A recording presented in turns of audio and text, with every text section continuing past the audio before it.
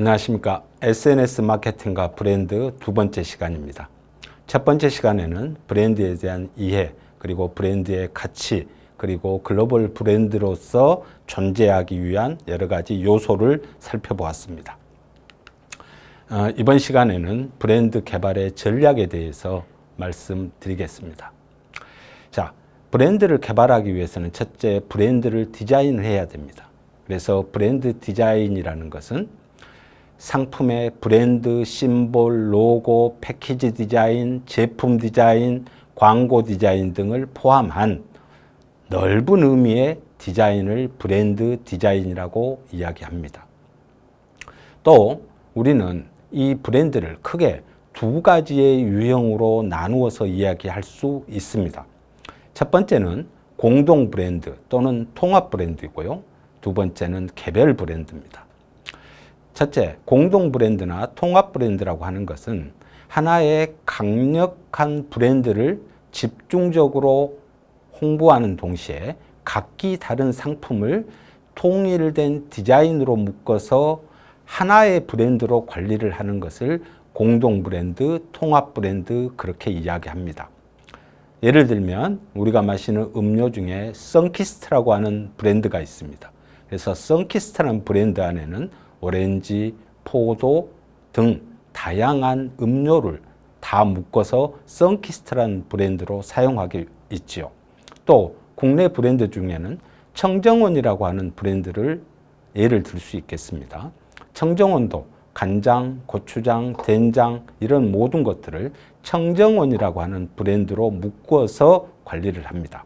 자, 이렇게 통합해서 브랜드로 관리하게 되면 브랜드를 널리 알리고 마케팅하는 비용 자체가 절감이 될 수 있습니다.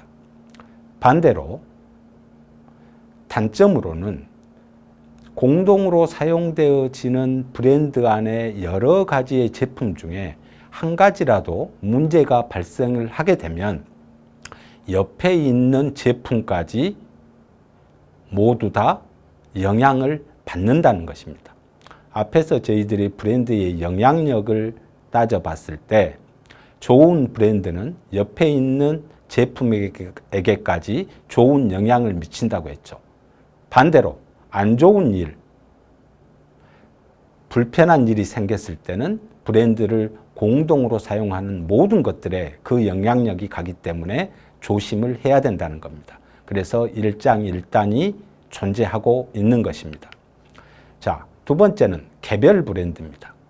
개별 브랜드는 단일 상품군으로 시장의 규모가 크거나 브랜드 간의 경쟁이 치열할 때 개별 브랜드를 많이 사용하고 있습니다.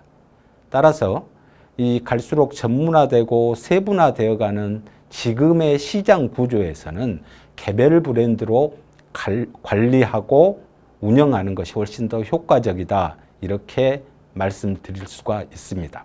즉 개별 브랜드로 관리함으로써 마케팅의 비용은 증가가 되더라도 경쟁에서 이길 수 있는 구조로 바꾸어진다는 거죠.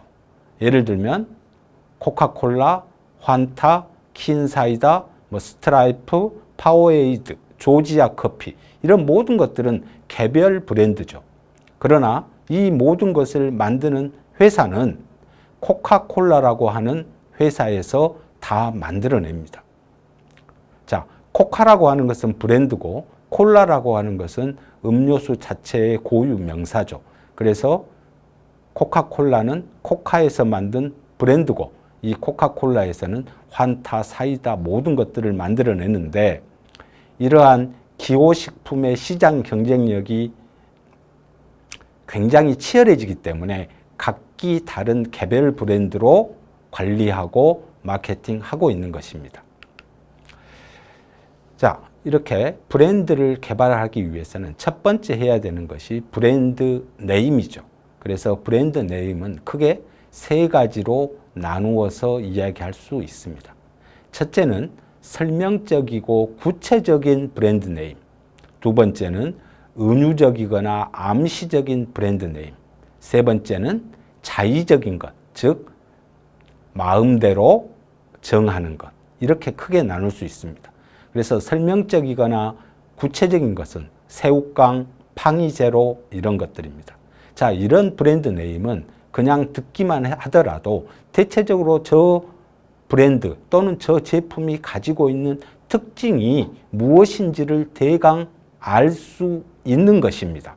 그래서 제품의 특징이나 특성을 설명하거나 구체적으로 가르쳐 준다고 그래서 설명적, 구체적이라고 이야기합니다. 두 번째는 은유적인 거나 암시적인 겁니다. 은유는 뭔가 빗대어서 이야기하는 거죠. 암시적인 것은 직접적이지는 않지만 돌아서 가르쳐 주는 것.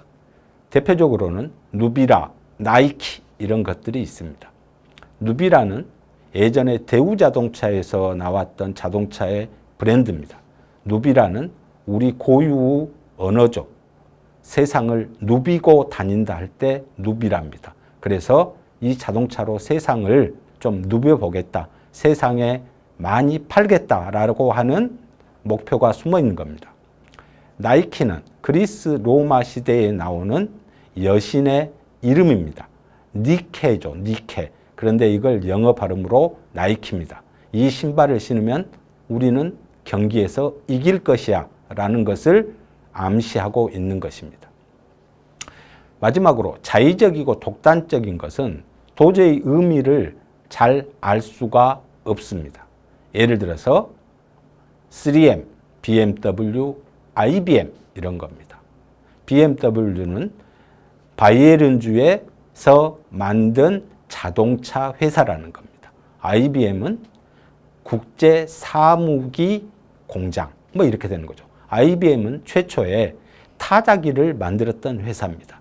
자, 그런데 회사의 이름이 길다 보니까 이렇게 압축해서 부르는 거죠. 그래서 이건 설명을 드려야지만이 알 수 있는 겁니다.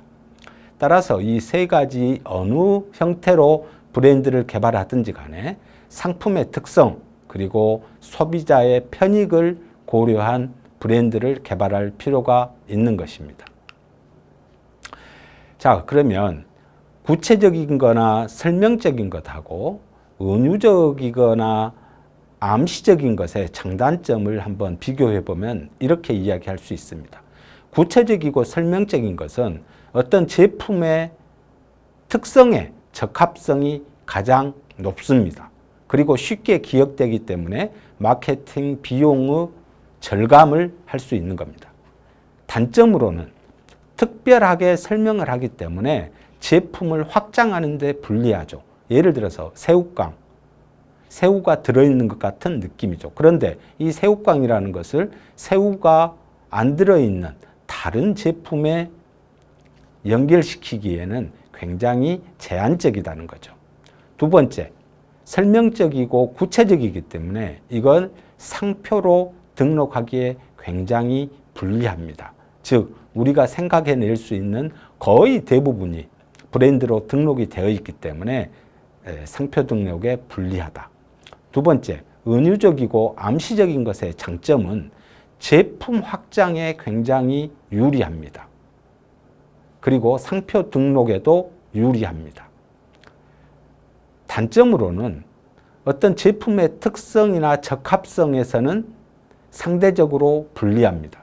그리고 너무 쉬운 단어를 사용하면은 브랜드의 고급스러움이 좀 떨어집니다. 그리고 트렌드의 영향을 다소 받습니다. 즉, 어떤 시기에는 영어로 되어 있는 브랜드가 유행하다가 영어 다음에 뭐 프랑스어, 스페인어 이렇게 트렌드가 바뀐다는 거죠. 그래서 트렌드의 영향을 다소 받을 수 있습니다. 그리고 이러한 브랜드를 도입할 때 세 가지의 요소를 고려해야 됩니다. 마케팅 측면에서는 비용을 절감할 수 있겠는가? 소비자 측면에서는 제품의 특성이나 상황을 파악하는데 효과적이냐? 그리고 시장 측면에서는 제품을 확장하는데, 즉 다양한 제품에 사용할 수 있겠는가를 살펴봐야 된다는 겁니다. 왜냐 그러면 우리가 생각할 수 있는 아주 많은 것들이 이미 상표 등록, 브랜드 등록이 되어 있기 때문에 브랜드를 개발하는데 굉장히 어려움이 있기 때문에 하나를 개발해서 제품을 다양하게 확장할 수 있는 것을 한번 살펴보아야 될 것입니다. 또 브랜드는 실제적으로 시장을 창출할 수 있습니다. 삼성전자에서 비스코프라고 하는 브랜드가 나왔죠. 예를 들어서 냉장고, 김치냉장고, 식기세척기에 최고급 상품의 비스코프라는 브랜드를 도입했죠. 그래서 견고하게 확정된 가전시장에 새로운 시장을 열은 거죠. 즉 이미 포화 상태가 있는 가전시장을 새로운 고급품의 시장으로 바꾸어 간 겁니다. 이렇게 삼성전자만 하는 게 아니라 LG전자도 시그니처라고 하는 브랜드를 도입해서 최고급 가전제품의 시장을 만들어버린 거죠. 따라서 이런 브랜드를 개발하기 위해서는 브랜드를 구성하는 몇 가지의 요소가 있습니다. 첫째는 브랜드 네임, 브랜드 로고, 패키지, 브랜드 컬러 등등이 있습니다. 이걸 조금 더 자세히 살펴보도록 하겠습니다. 우리가 흔히 말하는 브랜드 네임은 우리가 흔히 브랜드라고 이야기합니다. 구체적으로는 브랜드 네임이라고 하는 음성으로 표현되는 브랜드 이름을 브랜드 네임이라고 하는 것이고, 이 브랜드 네임이 소비자와 커뮤니케이션을 하는 과정에서 타 제품과 상품과 브랜드하고 구별되게 하는 것입니다. 우리 모두 다 브랜드를 가지고 있습니다. 제 브랜드 네임은 최효승이고요. 저희 학교의 브랜드는 동신대학교입니다. 자, 이렇게 브랜드 네임을 갖고 있음으로써 내가 타인과 구별되어지는 거고 우리 대학이 다른 대학과 구별되어지는 겁니다. 그래서 브랜드 네임은 브랜드의 출발이라고 이야기할 수 있겠습니다. 풀무원에서는 참마루라고 하는 브랜드를 가지고 있죠. 제1제당은 해찬들, 청정원은 햇살 담은 이런 브랜드들을 가지고 있는 것이고, 이 브랜드들은 각각의 숨어있는 뜻이 있는 거죠. 찬마루는 반찬의 찬과 산마루 할 때 마루, 정상을 이야기하죠. 그래서 최고의 반찬을 이야기하는 것이고, 해찬들은 해가 가득 찬 들녘, 즉 자연에서 얻어낸 자연식품이라는 것을 암시하고 있는 것입니다. 두 번째는 브랜드 로고입니다. 브랜드 로고라고 하는 것은 앞에 이야기한 음성으로 표현되는 브랜드 네임을 시각적으로 알아보게끔 만드는 것이 브랜드 로고입니다. 즉 글자라는 거죠. 그런데 보통의 글자가 아니라 특별한 모습으로 디자인된 글자체를 브랜드 로고라고 이야기를 합니다. 자, 세 번째는 패키지 디자인입니다. 즉 포장 디자인이죠. 포장 디자인은 브랜드를 완성하는 기능으로서는 가장 효과적인 방법이고 브랜드의 정체성을 보여주는 겁니다. 이 패키지에는 브랜드 로고도 들어가고 브랜드 심볼, 브랜드 컬러, 브랜드 슬로건 이런 모든 것들이 종합해서 들어있기 때문에 브랜드의 정체성을 보여주는 것이고 소비자로부터 타 브랜드하고 구별되게끔 하는 시각적인 요소입니다. 네 번째는 브랜드 컬러입니다. 브랜드 컬러는 브랜드에서 주로 사용되어지는 색상을 브랜드 컬러라고 하고요. 브랜드 컬러는 브랜드를 인지시키고 정체성을 강화하는 수단으로 효과적으로 이용되고 있습니다. 자, 그 다음에는 캐릭터입니다. 캐릭터는 브랜드를 대신하는 친근감이 있는 은유적인 제작물입니다. 대부분 어떠한 특별한 모형을, 특별한 상징을 사람의 모습으로 의인화시켜서 많이 사용하고 있습니다. 대표적으로 KFC의 캐릭터죠. 저 하얀 양복을 입고 있는 할아버지. KFC의 창업주입니다. 저분은 KFC를 창업해서 죽는 날까지 하얀색 양복에 하얀색 구두에 나비 넥타이를 메고 다녔습니다. 즉 창업주가 KFC의 캐릭터로 등장을 하는 것이죠. 다음은 브랜드 슬로건입니다. 브랜드 슬로건은 짧고 상징적인 표현으로 브랜드 네임을 보조하고 브랜드가 지향하고자, 브랜드가 도달하고자 하는 목표를 이야기하고 있습니다. 풀무원은 바른 먹거리라고 하는 브랜드 슬로건이 있습니다.